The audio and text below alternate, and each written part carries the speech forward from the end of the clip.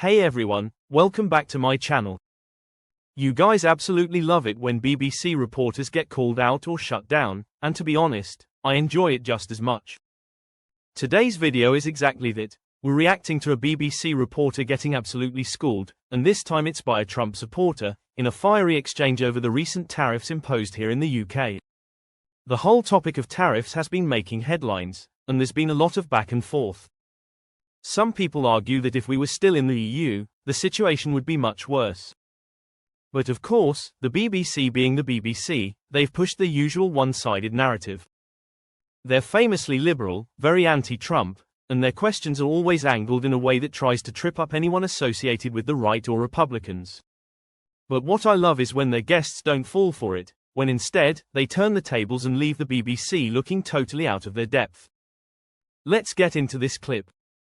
And as always, don't forget to hit that like button and subscribe if you enjoy this kind of British content. Now let's watch. The interview kicks off with the BBC asking about the special relationship between the UK and the US, sarcastically questioning how special it really is if 10% tariffs have been slapped on everything. The guest, unfazed, cuts through the tone immediately, calling out the reporter's interruptions and pointing out the hypocrisy. He makes it clear. Post-Brexit, the UK's independent stance is exactly what's being reflected here, and this special rate, given by the US, is actually quite significant.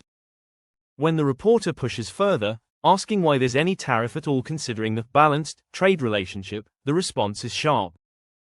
It's not about balance, it's about fairness. If the UK places tariffs or makes things difficult for American goods, then they can expect the same treatment in return. President Trump supports free trade, yes, but only when it's fair trade. And that's the bottom line.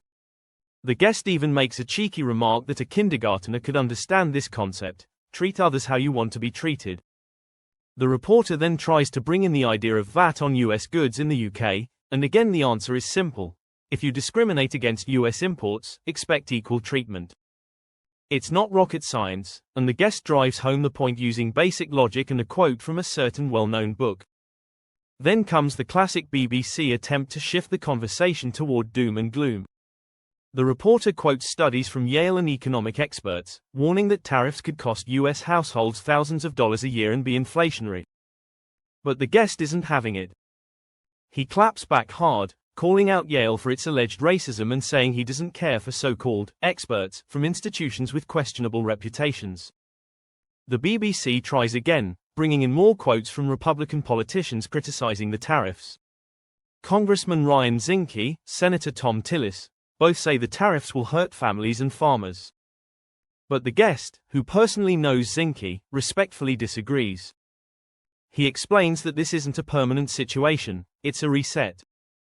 A way to send a message: stop targeting US goods unfairly or your exports will be treated the same way. This is a signal to those who've been abusing the system. It's not about creating a permanent trade war. It's about restoring balance. He's firm but fair, pointing out that these measures are temporary and that countries acting in good faith won't be harmed. He even reminds everyone that during Trump's first term, the US economy saw explosive growth and that many countries benefited from that success. He believes the same thing can happen again, especially with the focus now on securing the border and bringing jobs back for Americans.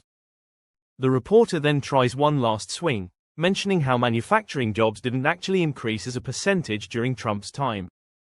But again, the guest bats it away, pointing to overall economic growth and the booming economy under Trump.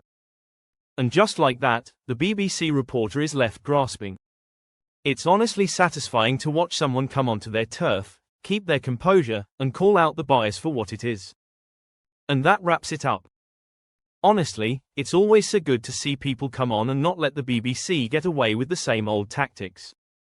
Here in the UK, we know exactly what the BBC is like: biased, full of scandals, and constantly pushing their agenda. So when someone calls them out live on air, especially someone from overseas, it's a breath of fresh air. That was gold. Victoria Derbyshire, of course, very liberal, very anti-Trump, doing what she always does. But it's great to see guests push back and make it clear they won't be played. Let me know your thoughts in the comments. Smash that like button, subscribe to the channel, and I'll catch you in the next one. Take care. Peace.